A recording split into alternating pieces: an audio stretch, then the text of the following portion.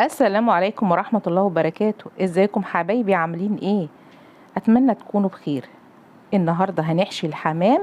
هنحضر بصلة ونشوحها في الزبدة كده زي ما انتوا شايفين، ونحط عليها فلفل وملح وتوابل، 7 بهارات، وهنحط عليها كمان شوية من القرفة.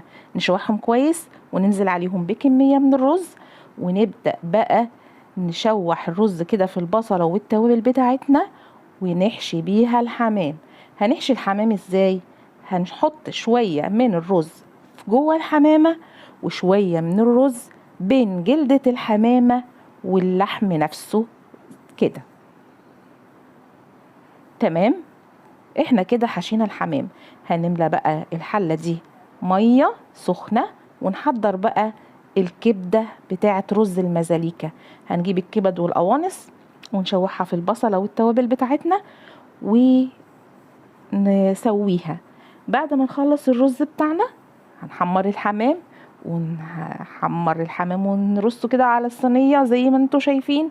واحنا خلينا الرز المزاليكا بتاعنا كبدته كده وقوانصه كده بره، علشان اللي عايز ياكل رز سادة تمام، واللي عايز ياكل كبد وقوانص مع الرز والحمام يبقى تمام، عشان محدش يبقى نفسه في حاجة. رصنا الحمام كده وقدمناه لحبايبنا بالهنا والشفا.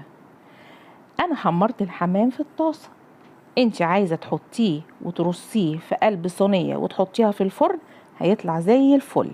تمام. لو عجبكم الفيديو ما تنسوش لايك وشير وسبسكرايب وكومنت، عشان يوصل لكم كل جديد هقدمه لكم في قناتي كوكتيل ابتسام صلاح.